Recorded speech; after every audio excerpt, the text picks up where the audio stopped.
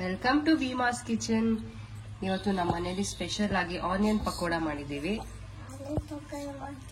ಈ ತರ ರೆಸಿಪಿ ಜಾಸ್ತಿ ಮದ್ವೆ ಮನೇಲೆ ಕೊಡೋದು, ಮತ್ತೆ ಹೋಟೆಲ್ ಅಲ್ಲಿ ಕೊಡ್ತಾರೆ. ನೀವು ಮನೇಲೆ ಮಾಡ್ಕೊಬಹುದು. ಹೇಗ್ ಮಾಡೋದು ಅಂತ ತೋರಿಸ್ತೀನಿ. ನೋಡಿ ಎಷ್ಟು ಚೆನ್ನಾಗಿದೆ, ಗರಿ ಗರಿ ಆಗಿದೆ. ನೋಡಿ ಎಷ್ಟು ಗರಿ ಗರಿ ಆಗಿದೆ. ನೋಡಿ ಎಷ್ಟು ಚೆನ್ನಾಗಿದೆ. ಬನ್ನಿ ಇವಾಗ ಹೇಗ್ ಮಾಡೋದು ಅಂತ ನೋಡೋಣ. ಈರುಳ್ಳಿ ಕಟ್ ಮಾಡ್ಕೊಂಡಿದೀವಿ. ಈ ತರ ಉದ್ದುದಾಗಿರ್ಲಿ, ಸಣ್ಣ ಸಣ್ಣ ಉದ್ದುದ್ದ ಕಟ್ ಮಾಡ್ಕೊಳ್ಳಿ. ನೀವು ಒಂದು 3 ಇಂದ 4 ಈರುಳ್ಳಿ ತಗೊಳ್ಳಿ. ಈರುಳ್ಳಿನೇ ಇದಕ್ಕೆ ಟೇಸ್ಟ್ ಬರೋದು. ನೋಡಿ 1 ಟೇಬಲ್ ಸ್ಪೂನ್ ಅಷ್ಟು ಶುಂಠಿ ಬೆಳ್ಳುಳ್ಳಿ ಪೇಸ್ಟ್ ತಗೊಂಡಿದೀವಿ, ಅದು ಕೂಡ ಹಾಕೊಳ್ಳಿ. ಮೈದಾ ಸ್ವಲ್ಪ ಸೇರಿಸ್ಕೊಳ್ಳಿ. 2-3 ಟೇಬಲ್ ಸ್ಪೂನ್ ಅಷ್ಟು ಸಾಕು. ಎಷ್ಟು ಸೇರಿಸ್ಕೊಂಡಿದ್ವಿ ರವೆ ಕೂಡ ಹಾಗೆ ಸೇರಿಸ್ಕೊಳ್ಳಿ, ಅದೇ ಪ್ರಮಾಣದಲ್ಲಿ ಇರಲಿ. ಇದು ಚಿರೋಟಿ ರವೆ ತಗೊಂಡಿದ್ದೀವಿ.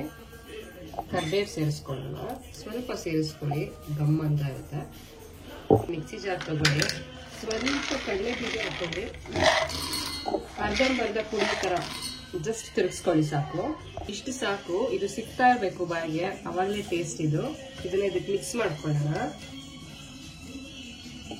ನೋಡಿ ಎಷ್ಟು ಬೇಕಷ್ಟು ಹಾಕೊಳ್ಳಿ ನೀವು. ಮಿಕ್ಸಿ ಜಾರ್ಗೆ ಖಾರಕ್ಕೆ ಎಷ್ಟು ಬೇಕಷ್ಟು ಹಸಿಮೆಣಸಿನ್ಕಾಯಿ ಹಾಕೊಳ್ಳೋಣ. ಇದು ಕೂಡ ಪೇಸ್ಟ್ ಮಾಡ್ಕೊಳ್ಳೋಣ. ಈ ಪೇಸ್ಟ್ ಸೇರಿಸ್ಕೊಳ್ಳಿಕ್ಕೆ ನೋಡಿ, ಹಸಿಮೆಣಸಿನ್ಕಾಯಿ ಪೇಸ್ಟ್ ಹಾಕೊಂಡಿದ್ದೀವಿ. ಹಾಕೊಳ್ಳಿ. ನೀರ್ ಹಾಕಕ್ ಹೋಗ್ಬೇಡಿ ನೀವು, ಎಣ್ಣೆಲೆ ಮಿಕ್ಸ್ ಮಾಡ್ಕೊಳ್ಳಿ. ಈರುಳ್ಳಿ ಎಲ್ಲ ನೀರಿನಂಶ ಇರುತ್ತೆ ಅಲ್ವಾ, ಅದಕ್ಕೋಸ್ಕರ ಎಣ್ಣೆ ಹಾಕಕ್ ಹೋಗ್ಬೇಡಿ. ಸಾಲ್ಟ್ ಹಾಕೊಳ್ಳಿ, ರುಚಿಗೆ ಎಷ್ಟು ಬೇಕಷ್ಟು. ಎಲ್ಲ ಚೆನ್ನಾಗಿ ಮಿಕ್ಸ್ ಮಾಡ್ಕೊಳ್ಳಿ. ಚೆನ್ನಾಗಿ ಎಸಕ್ಬೇಕು ನೀವು, ಯಾಕಂದ್ರೆ ಈರುಳ್ಳಿಯಲ್ಲಿ ನೀರಿನಂಶ ಇರುತ್ತಲ್ಲ, ಅದೆಲ್ಲ ಬಿಟ್ಕೊಳ್ಳುತ್ತೆ.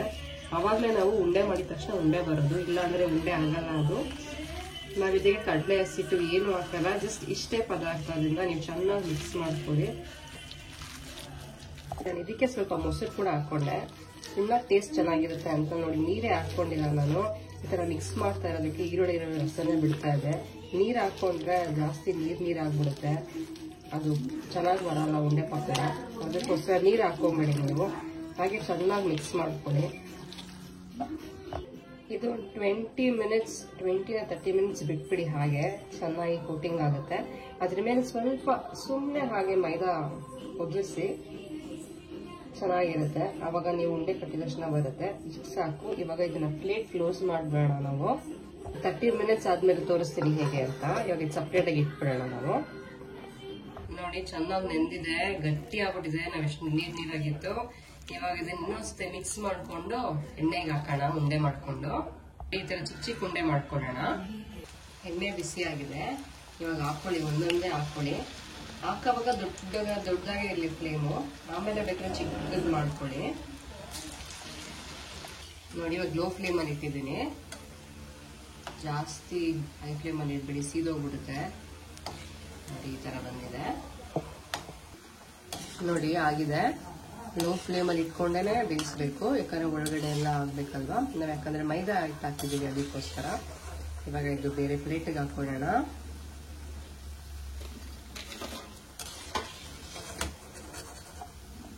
ನೋಡಿ ಗರಿ ಗರಿಯಾಗಿ ಬಂದಿದೆ, ತೋರಿಸ್ತೀನಿ.